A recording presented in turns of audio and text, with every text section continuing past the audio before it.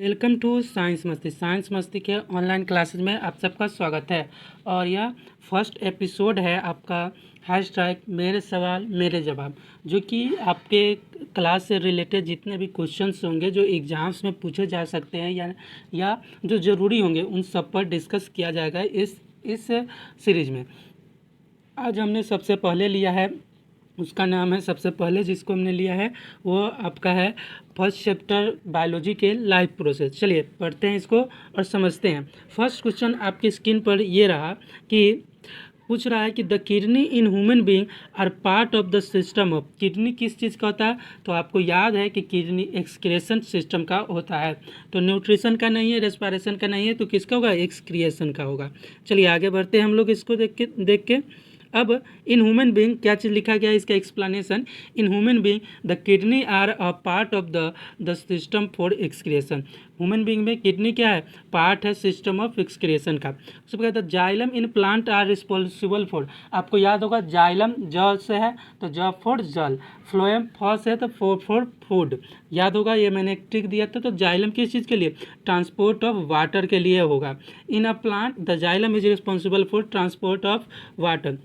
अब आ रहा है the autotrophic mode of nutrition require. Autotrophic mode of nutrition को क्या रिक्वायर होता है? कार्बन डाइऑक्साइड एंड वाटर होता है, क्लोरोफिल का होता है, सनलाइट का होता है, अर्थात डी हो जाएगा, ऑल ऑफ द एबव हो जाएगा। चलिए तीनों क्वेश्चन आपको समझ में आया होगा, ऐसी उम्मीद है। चौथा क्वेश्चन देखिए, the break down of pyruvate to give carbon dioxide water energy take place in. कहाँ पर टेक प्लेस होता है? तो आपको याद होगा कि मैंने बताया था कि ये जो आपको सेकेंड चैप्टर सेकेंड का है, सेकेंड पार्ट लाइफ प्रोसेस का रेस्पिरेशन बताया गया था कि ये सारा जो वर्क होता है वो एनर्जी का जो सेल का पावर हाउस होता है माइटोकॉन्ड्रिया में होता है। कहाँ होता है? माइटोकॉन्ड्रिया में होता है। चलिए आगे देखते हैं हम लोग। 5वां नंबर क्वेश्चन अब आ रहा है सब्जेक्टिव में, how are fats digested in our bodies. Fats हमारे बॉडी में कैसे डाइजेस्ट होता है? Where does this palaces take place. ये कहाँ पर होता है, कैसे होता है, ये सारी चीज़ बताना है। तो देखिए, fats are present in the form of large globules in the small intestine. Fats जो होते हैं जो कि आपका लार्ज ग्लोबल्स के रूप में हमारे स्मॉल इंटेस्टाइन में जमा रहता है। क्योंकि आपको पता है कि जब स्टोमक से फैट्स निकलता है तो वो पहुंचता है लार्ज स्मॉल इंटेस्टाइन से लार्ज इंटेस्टाइन और स्मॉल इंटेस्टाइन में। और स्मॉल इंटेस्टाइन में जब इसका डाइजेशन हो जाता है तब ये पहुंचता है, जो यूज होने वाला होता है वो पूरे बॉडी को दे दिया जाता है, और जो बाहर निकालना होता है उसको लार्ज इंटेस्टाइन को दिया जाता है। The small intestine get the secretion. अब स्मॉल इंटेस्टाइन में क्या होता है? कुछ सेक्रेट्स होते हैं जिसके कारण कि ये फूड को डाइजेस्ट कर पाते हैं। तो क्या सेक्रेशन होता है? इन the form of bile juice and pancreatic juice. दो चीज़ आता है, एक होता है बाइल जूस जो कि वाइल से निकलता है, और एक होता है पैनक्रिएटिक जूस जो पैनक्रिएस से निकलता है। Respiratory from liver and pancreas. तो बाइल जूस किससे निकलता है? लीवर से निकलता है। और पैनक्रिएटिक जूस होता है पैनक्रिएज से निकलता है।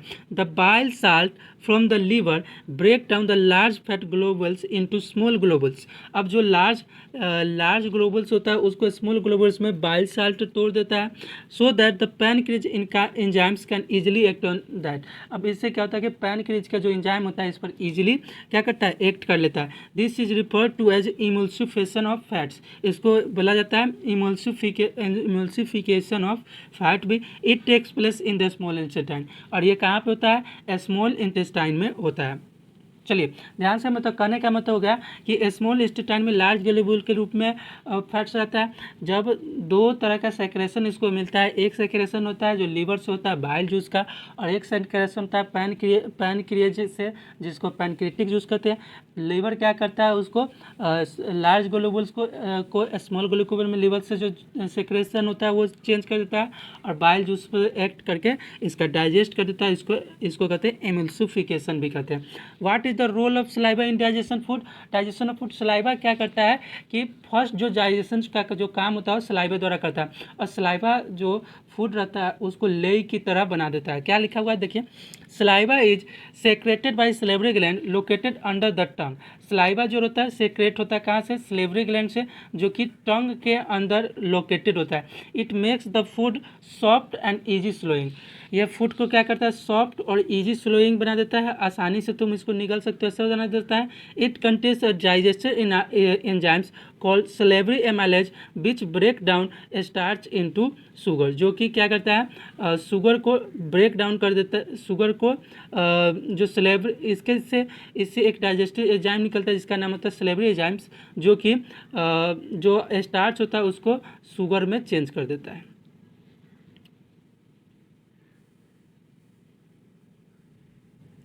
What are the necessary conditions for autotrophic nutrition and what are its product? कह रहा है कि पूछ रहा है आपसे कि क्यों नेसेसरी है एटोट्रॉफिक न्यूट्रिशन, क्यों नेसेसरी है, व्हाट आर इट्स प्रोडक्ट, और इसका क्या प्रोडक्ट होता है। तो एटोट्रॉफिक न्यूट्रिशन वो जो कि एटोट्रॉप्स होते हैं जैसे प्लांट है, इन सब में फूड के लिए बहुत ज़रूरी होता है। और इसका क्या प्रोडक्ट होता है, तो इसका प्रोडक्ट आता है C6H12O6 तथा ग्लूकोज प्लस 6O2। देखिए इसमें आपको 10 सवाल होंगे, 10 सवाल के आपके PDF भी भेजे जाएंगे, तो इसमें रेगुलर आपको 10-10 सवाल को समझाया जाएगा।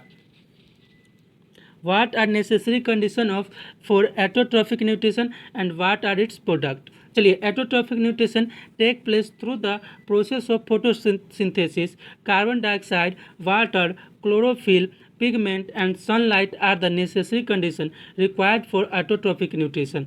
autotrophic nutrition के लिए क्या क्या चीज़ जरूरत होता है, तो carbon dioxide, water, chlorophyll and sunlight are the necessary condition. Sunlight क्या होते हैं, नेसेसरी कंडीशन होते हैं। जैसे एग्जांपल देखिए, 6CO2 प्लस 6H2O मिलकर क्लोरोफिल और सनलाइट की उपस्थिति में क्या बना दिया, C6H12O6 प्लस 6O2 बना दिया अर्थात आपका क्या क्या चीज़ बन गया, आपका बन गया ग्लूकोज और ऑक्सीजन आ गया आपके पास।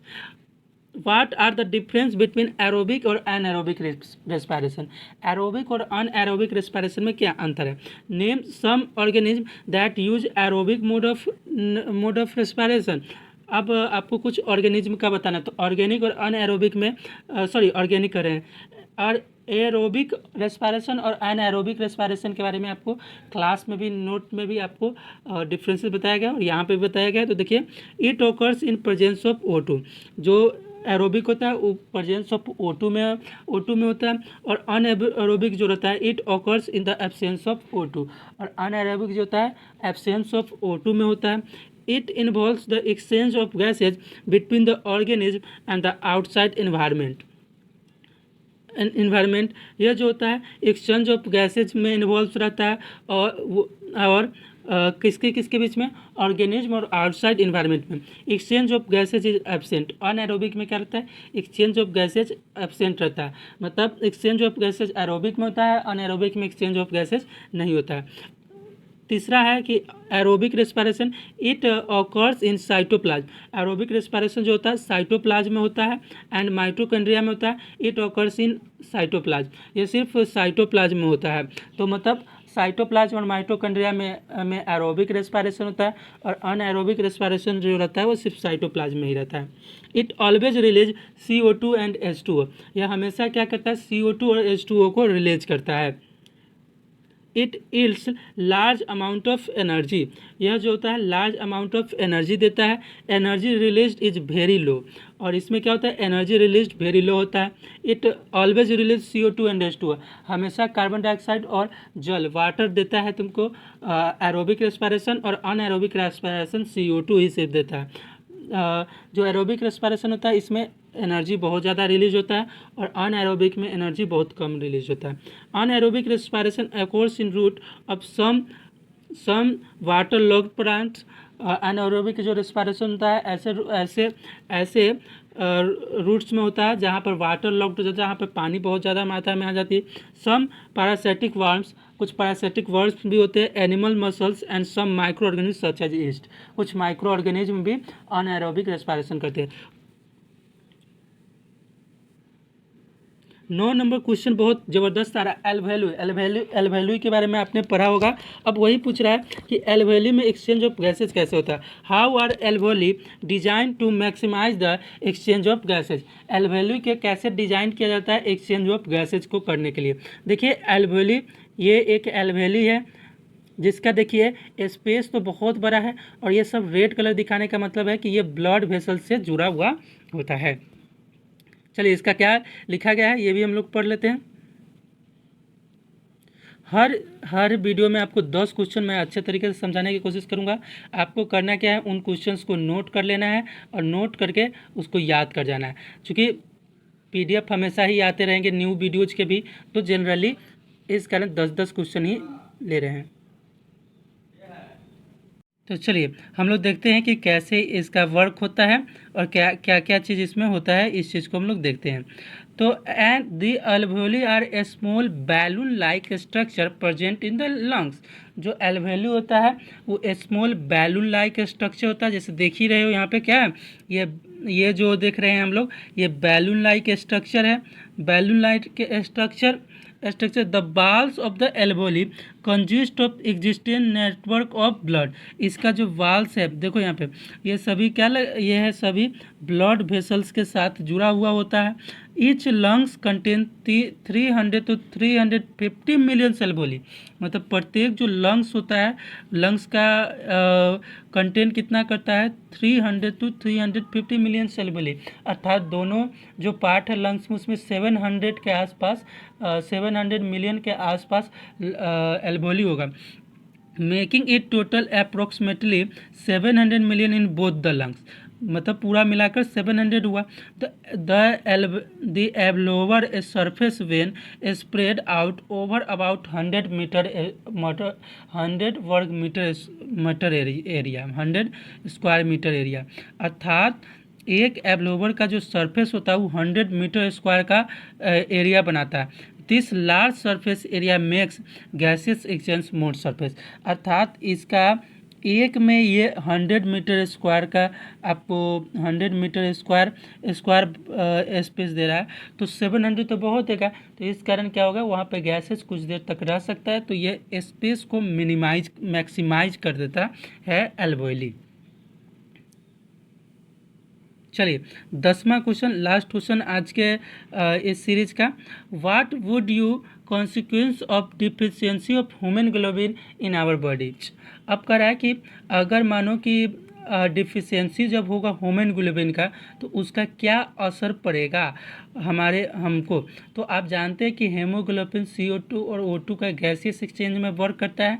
Haemoglobin is the respiratory pigment. Haemoglobin क्या है, एक रेस्पिरेटरी पिगमेंट है। The transport of oxygen to the body cells for cellular respiration. Therefore, deficiency of hemoglobin in blood can affect the oxygen supplying capacity of blood. This can lead to deficiency of oxygen in the body cells. It can also lead to a disease called anemia. तो क्या होगा कि देख लीजिए यहाँ पे कि यह क्या रहता है कि रेस्पिरेटरी ऑर्गन है, ट्रांसपोर्ट करता है ऑक्सीजन को बॉडी सेल से सेलुलर रेस्पिरेशन के लिए। Therefore deficiency of haemoglobin in blood can effect the oxygen supply. इस कारण जो आपका जब हेमोग्लोबिन की कमी आ जाएगी तो वो क्या करेगा, डिफिशियंसी जो होगा ब्लड के उसको सप्लाइंग में डिफिशियंसी जो होगा ऑक्सीजन का उसको करेगा। अर्थात ये ऑक्सीजन को क्या करता है, ऑक्सीजन का ट्रांसपोर्टेशन करता है। और जब हेमोग्लोबिन की कमी होगी तो ऑक्सीजन का ट्रांसपोर्टेशन होना कम होगा, तो इससे क्या होगा, रेस्पिरेशन में प्रॉब्लम होगा। This lead to deficiency of oxygen in body cells. और यह क्या होगा कि बॉडी सेल्स में डिफिशियंसी आ जाएगी ऑक्सीजन की, और इसे ही हम लोग अनेमिया अनेमिया इससे प्रॉब्लम आती है। तो चलिए होप आपको ये 10 क्वेश्चन समझ में आया हो। जैसे जो सुझाव हो आप उसको हमको दे सकते हैं। चलिए अब क्वेश्चन है, describe double circulation in human being, why is it necessary. अब डिस्क्राइब करना है डबल सर्कुलेशन को ह्यूमन बीइंग में, और पूछ रहा है कि क्यों यह नेसेसरी है। तुमको डबल सर्कुलेशन के बारे में बताया था कि एक बार जो ब्लड होता था ऑक्सीजनेटेड ब्लड लंग्स से वह कहाँ आपको जो होता था वह आपको पहुंचता था लंग्स, ऑक्सीजनेटेड ब्लड लंग्स से हार्ट तक और फिर हार्ट से लंग तक पहुंचता था।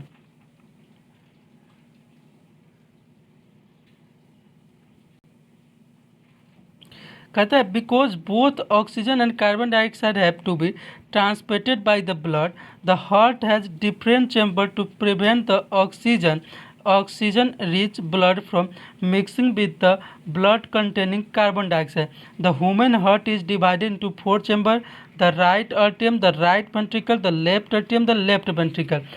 इसका जो आंसर दिया हुआ है, इसमें जो आंसर लिखा हुआ है उसके आधार पर हम लोग चल रहे हैं। अभी हम आपको समझा रहे हैं, बात दोनों सेम ही है। आप जो लिखाया होगा आपको पीडीएफ में नोट में समझाया गया होगा, आप उसको भी लिख सकते हैं, पर क्वेश्चंस को समझना है। तो क्वेश्चंस का देखिए क्या चीज़ कर रहा है कि कैसे लिखना है, ये भी चीज़ आना चाहिए।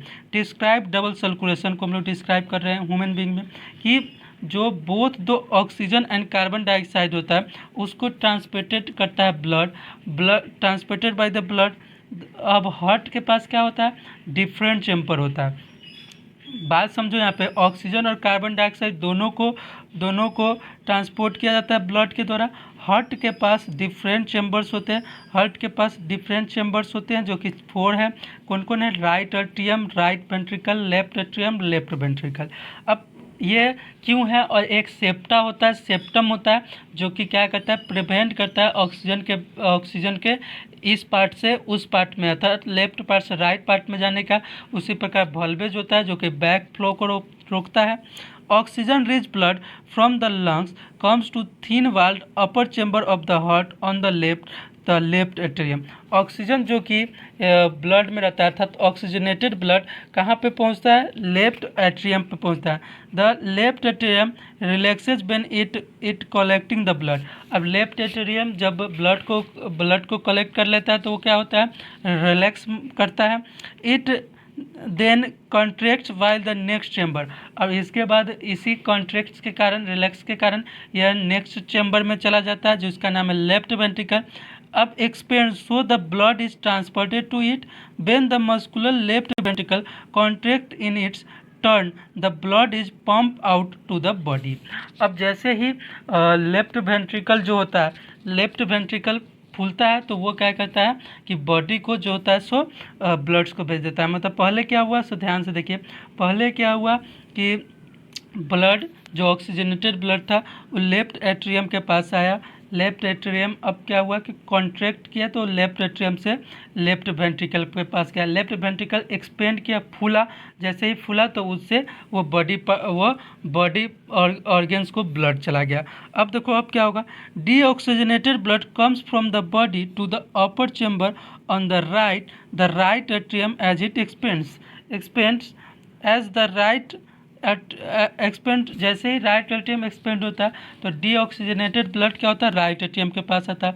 As the right atrium contract, अब जैसे ही राइट एट्रियम कॉन्ट्रैक्ट करेगा the corresponding lower chamber the right ventricle dilates the transfer blood of the right ventricle which it turns पप into the lungs for oxygenation. अब क्या होता है कि यह राइट एट्रियम, यह जो होता है ब्लड जो होता है राइट एट्रियम से राइट वेंट्रिकल के पास चला जाता है और यहाँ से फिर यह पंपिंग के लिए चला जाता है लंग से। अर्थात एक बार लंग से आया तो लेफ्ट एट्रियम लेफ्ट वेंट्रिकल से होकर बॉडी पार्ट को, फिर डीऑक्सीजनेटेड ब्लड ऑक्सीजनेशन के लिए लंग्स के पास पहुंचा। मतलब एक बार लंग से ही निकला और फिर लंग्स तक पहुंचा, तो इसी को ही ना डबल सर्कुलेशन कहते हैं कि उसी पाथ को फिर दोबारा दोहराया गया है, तो इसको हम लोग कहते हैं डबल सर्कुलेशन।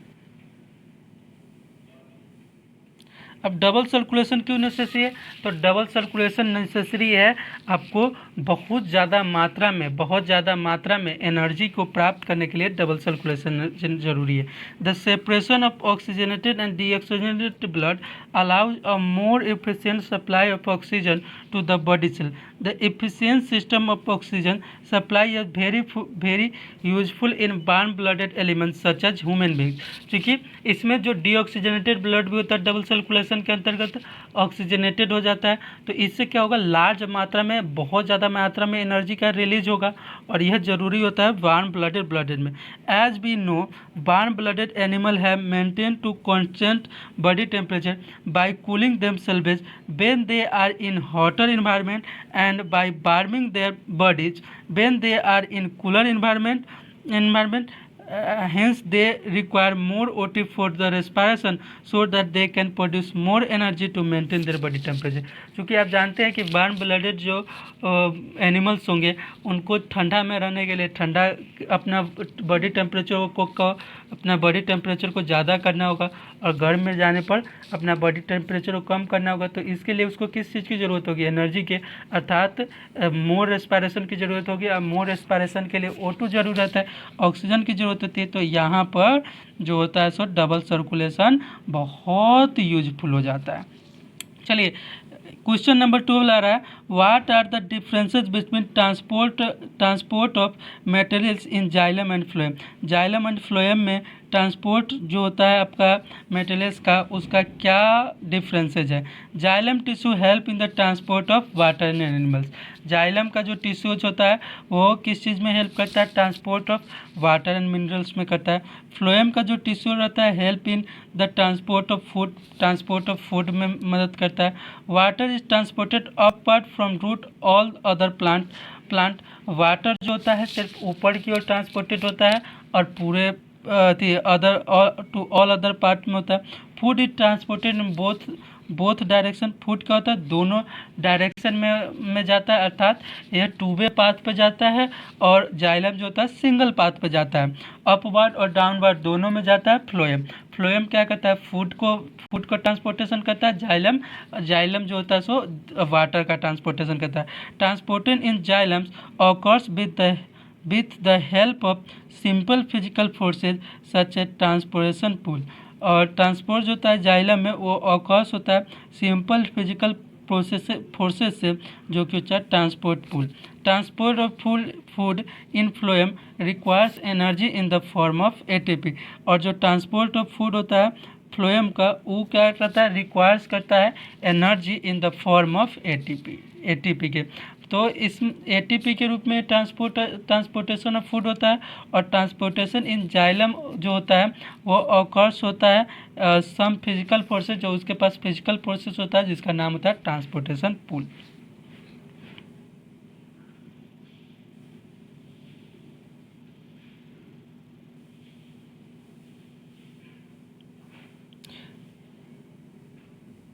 चलिए लास्ट क्वेश्चन है एक्सरसाइज का। इसके बाद जो NCERT का जो ग्रीन कलर का क्वेश्चन होगा उस पर भी हम डिस्कस कर लेंगे नेक्स्ट वीडियो में। Compare the functioning of alveoli in the lungs and the nephrons in the kidney with respect to their structure and functioning. Alveoli क्या है, alveoli are tiny balloon like structure present inside the lungs. जो कि पहले भी हम लोगों ने पढ़ा कि एल्वेओली क्या है, एक बैलून लाइक स्ट्रक्चर है जो कि इनसाइड द लंग्स होता है। Nephron are tubular structure present inside the kidneys. Nephron क्या है, ट्यूबिकल स्ट्रक्चर है जो कि किडनी में पाया जाता है। The walls of the alveoli are cell thick and it contains an extensive network of blood capillaries. ये जो वॉल्स ऑफ एल्वेओली होता है वो मोटा होता है, 1 सेल थिक होता है। 1 सेल थिक होता है मतलब एक सेल के मोटाई के बराबर होता है। और इसका जो होता है ब्लड कैपिलरीज से जुड़ा हुआ रहता है, जो कि इसको एक्सटेंशन देता है, मतलब फैलाव देता है। Nephrons are made of glomerulus Bowman's capsule. और नेफ्रॉन्स क्या होता है, ग्लोमेरुलस बाउमन्स कैप्सूल का बना होता है। एंड लॉन्ग रीनल ट्यूब, और लॉन्ग रीनल ट्यूब का बना होता है। It also contain a cluster of thin walled capillaries. और यह क्या और कंटेन करता है, cluster of thin walled capillaries का मतलब होता है जो कि ट्यूब की तरह हो। उसके बाद है the exchange of O2, third number देख लीजिए। The exchange of O2 and CO2 take place between the blood of the capillaries the surrounded the alveoli and the gases present in the alveoli. इसमें O2 और CO2 जो होता है blood capillaries के जो around में रहता है वो उस वह प्रेजेंट रहता है। द एक्सचेंज ऑफ O2 और CO2 होता है, एक्सचेंज ऑफ CO2 O2 और CO2 होता है। इसमें एल्वेली में, alveoli are the site of gaseous exchange, चूँकि एल्वेली और एल्वेली क्या है, O2 और CO2 के गैसियस एक्सचेंज का साइट होता है। अब देखो इसमें क्या होता है, इसमें तो चूँकि ये रीनल से बना हुआ है, बाउमन्स कैप्सूल से बना हुआ है, तो ये काम क्या करता है, एक्सक्रेशन करता है। The blood इंटर्स the kidney through the renal artery which branches into many capillaries in the glomerulus. ये जो होता है ग्लोमेरुलस में रीनल आर्टरी द्वारा ब्लड किडनी में प्रवेश करता है, जो कि ग्लैमरस से होकर जाता है। The water and solute are transported to the nephrons at Bowman's capsule. और बायमन्स कैप्सूल द्वारा, बायमन कैप्सूल तक नेफ्रॉन्स के द्वारा जो सॉल्यूट्स होता है, सॉल्यूट्स का मतलब ब्लड के अलावा जो भी चीज़ होता है वो जाता है, वो पहुंचता है।